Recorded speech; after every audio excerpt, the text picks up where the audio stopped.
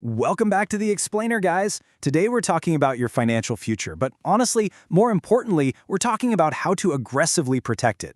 Look, if you've ever felt that sudden sinking wash of panic when an unexpected bill hits the mailbox, you are in exactly the right place. We're going to build a financial safety net that keeps you completely secure, all while perfectly aligning with our values.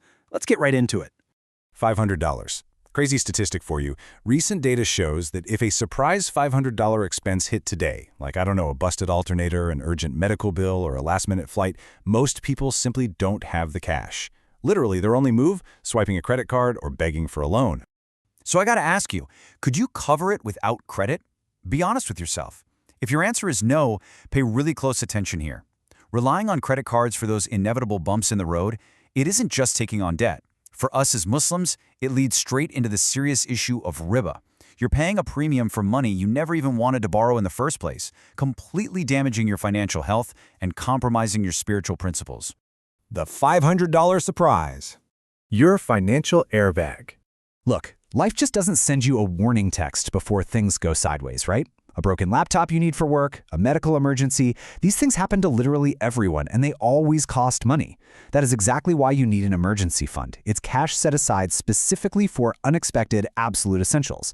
Think of it exactly like the airbag in your car. You hope you never ever have to deploy the thing. But man, when that sudden impact hits, that airbag is the only thing standing between a minor inconvenience and a total financial crash. Now, we have to draw a hard line here.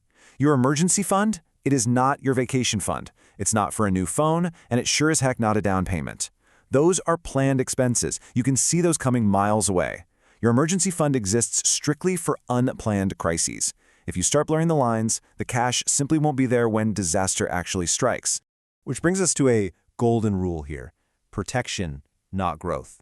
Listen, the entire purpose of this money is just peace of mind. A huge mistake people make is dumping this emergency cash into the stock market to try and, get rich quick. Do not do this. You absolutely do not want to discover your car engine blew up the exact same week the stock market tanks, leaving you with absolutely nothing right when you need it the most. Finding your magic number. So, what's the practical math on this? Financial experts generally say you need 3 to 6 months of essential living expenses. And notice I said essential. We're talking rent, groceries, utilities, not takeout, not luxury shopping. If you're single, you've got a rock-solid job and no dependents, honestly, a 3-month cushion might be perfect. But if you support a family, you freelance, or you're the sole earner, you need to push that target to 6 months or more. Your specific number depends entirely on your personal risk level. All right, let's make this concrete. Say you look at your bills and your bare minimum survival expenses are $1,000 a month. Okay, for a 3-month fund, your magic number is $3,000. For a 6-month net, it's $6,000.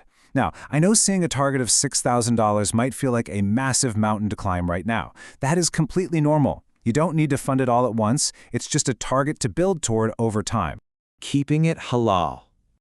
Now, for the big question, the massive hurdle for Muslims. How do you actually store thousands of dollars in cash without earning haram interest?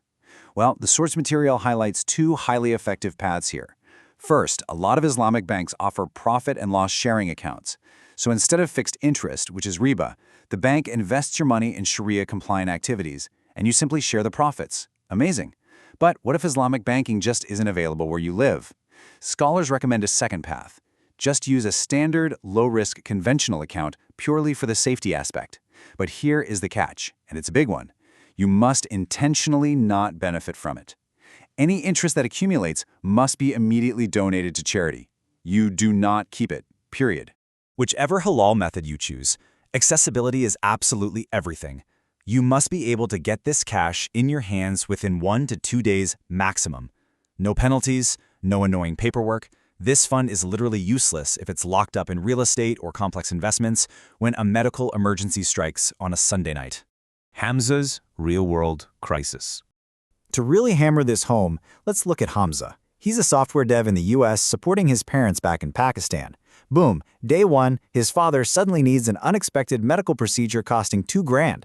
But because Hamza had been consistently dripping money into a dedicated halal emergency fund, he was ready. Hour 1, he accesses the cash. Hour 2, he wires it to Pakistan. Crisis completely averted. And the best part? Zero debt. He didn't have to touch his long-term investments, and he didn't panic for a second. Hamza's reality was total peace of mind. He handled a severe family emergency with speed and grace. Now, imagine the alternative. Without that financial airbag, that $2,000 bill goes straight onto a high-interest credit card. He enters a stressful, constantly growing cycle of debt, dragging him directly into Reba.